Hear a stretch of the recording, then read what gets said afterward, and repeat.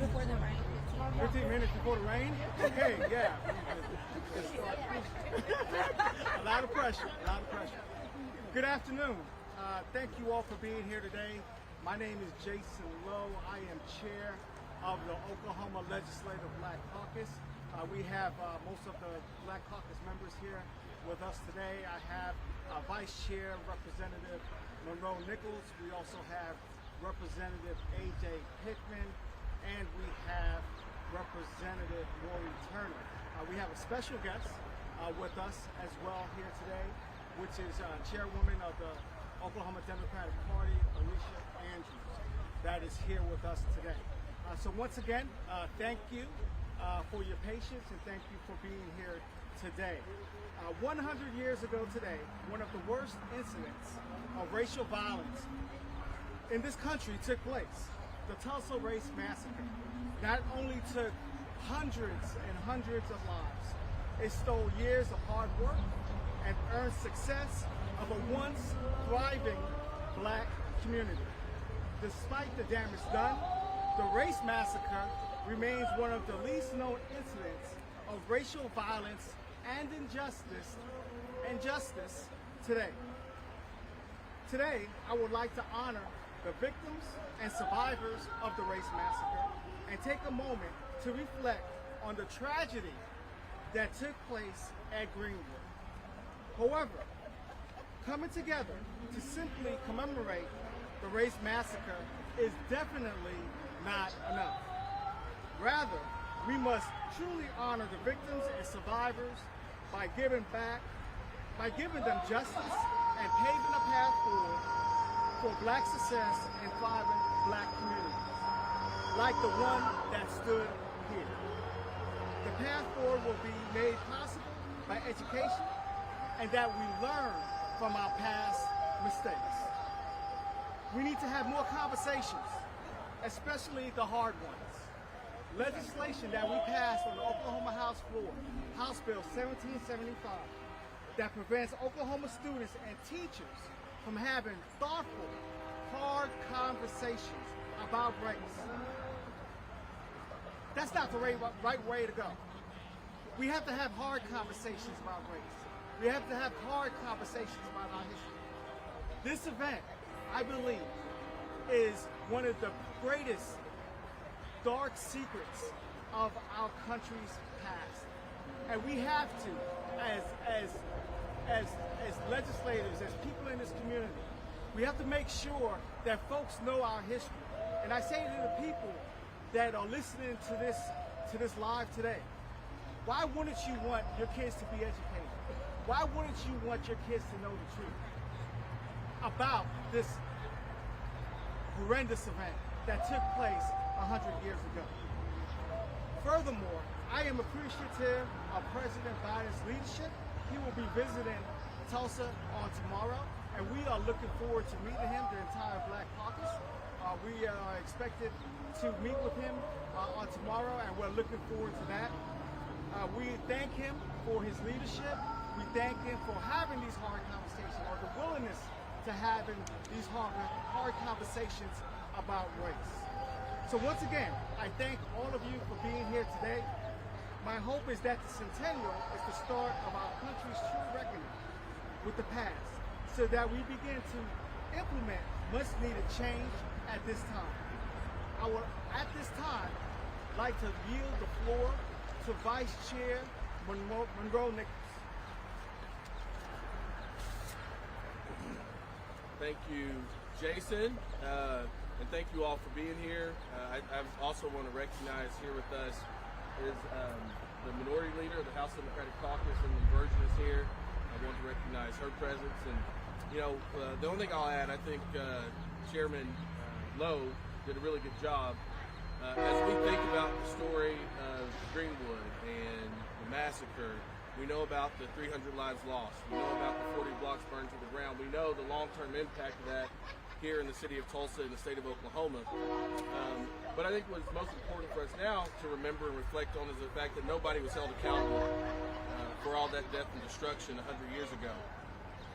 And as a Black Caucus, we stand in solidarity with all those fighting for justice, for survivors, for descendants and for restoration of what once was here in the Greenwood district.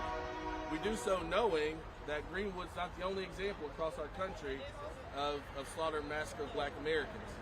And so as this country continues to find more and more stories like this, we want to make sure that Tulsa, Oklahoma was the place in which we said justice will be served, accountability will be served, and we set a new standard for how you deal with these issues in the past.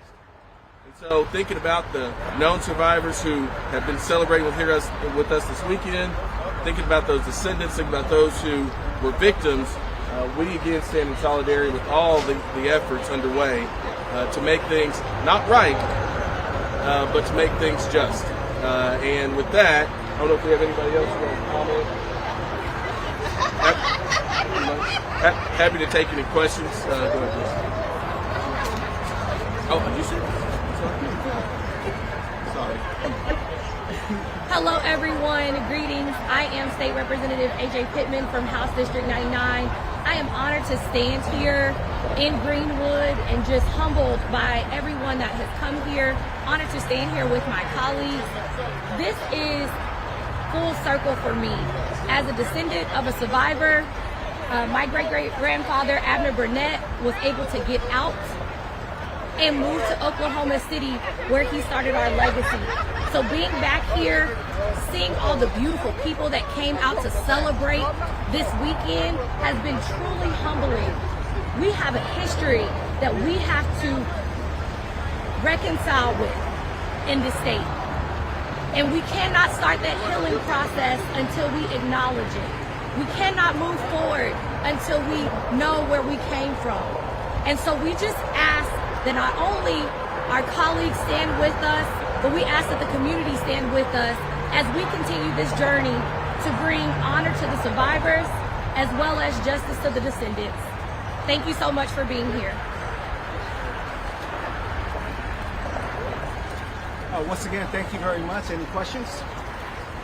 Representative Lowe, you mentioned, when Biden comes tomorrow, what's the message that you hope to give to the president when he takes away from visiting the Cultural Center or Greenwood Rising? Well, first of all, I believe President Biden gets it. He believes in hard conversations. He understands what the black experience has been in this country. He wants to have that conversation. This was a tragedy 100 years ago. Lawyers, doctors, engineers, generational wealth was just displaced 100 years ago. People's lives were lost. And I look forward to the president recognizing this important event, this important occasion to recognize the descendants and also the survivors. So I'm really excited that he will be here tomorrow to recognize this important occasion. I'd also like to add that the president isn't just coming here for this one moment. He also, as part of the Americans Jobs Plan, has a plan for addressing the government issues that have divided communities of color. And so this isn't just for one moment for him, it is actually a movement. He's considered us in his entire plan, and I think that's important, and I respect that he's come here and he's included us in his plan. And then I have a follow-up. For justice, what does that look like? Is that reparations? Just elaborating more on what that justice piece looks like. Yeah, I believe it's reparations, and I think that a person that can really talk to you about reparations is Representative Greenwood. She's here. She just arrived.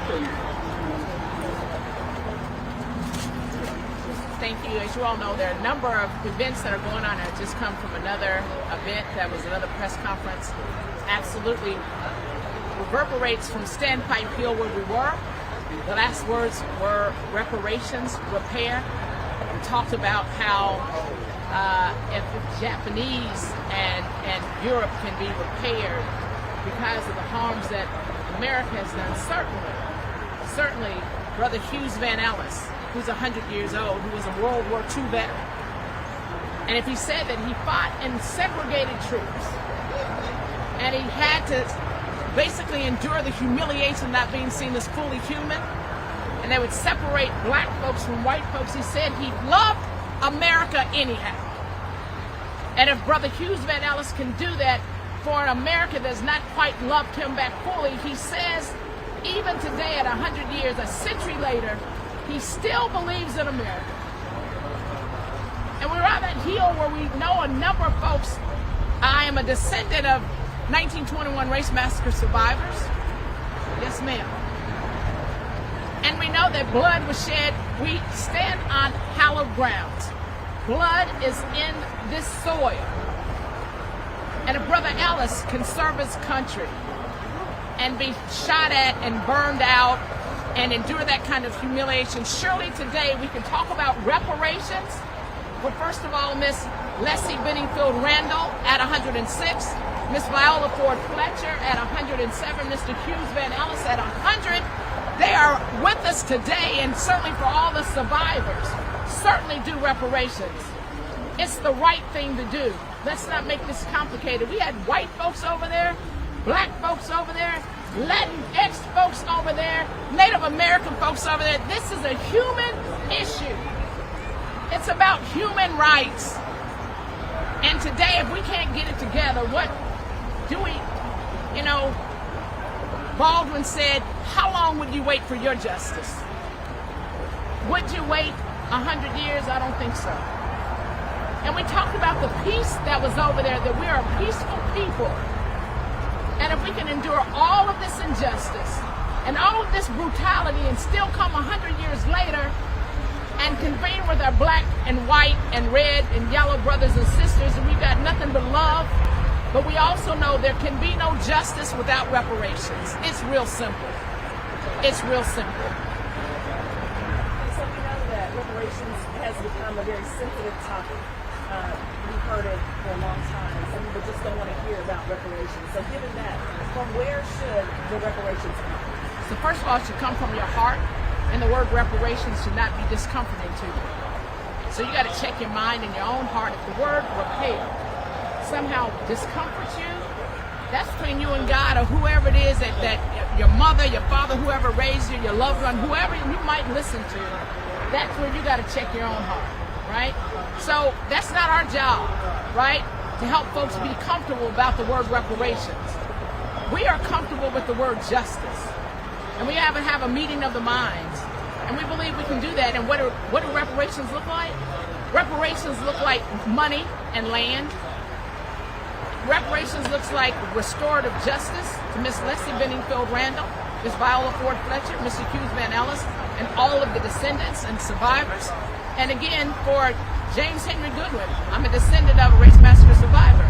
That's talking about the 14 houses that were burned to the ground. This 123 North Greenwood, the Goodwin building that was burned to the ground. That looks like us saying, how do we restore businesses today? How do we invest in businesses right now? Right? What do we do about scholarships and education? What do we do about healthcare? There's a number of ways that we can restore this community. And beyond the land and the cash, then we have to talk about methods and policies that move us forward so we don't return to this space. So once you give somebody money, you have to give them a message and a mission and move forward. So they go hand in hand. Thank you. The question of where should it come from? I saw today, and I was happy to see it. The mayor made a post on Facebook. We talked about the city failed folks in this community 100 years ago. There's a resolution right now that I know a number of city councilors are pushing forward. So I think there's a recognition that the city failed on its job to protect black folks here in the Greenwood district. So I think that's a place. We spent a lot of us spent a lot of time this weekend with Sheila Jackson Lee, who's brought reparations forward in Congress.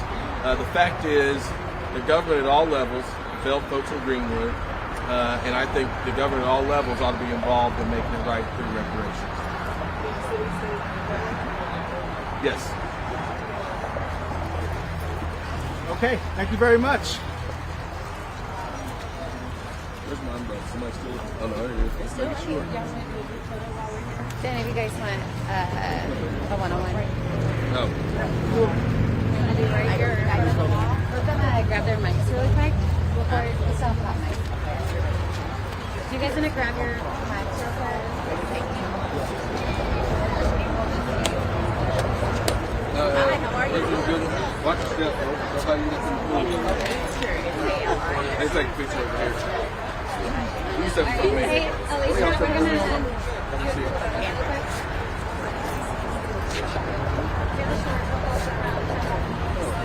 Oh, y'all. What are you doing?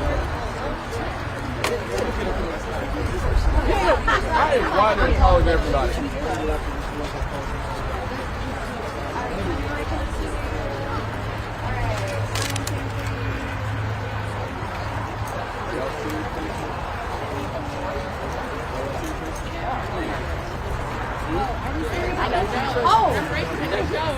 I was like, okay, we're doing a series. Right here.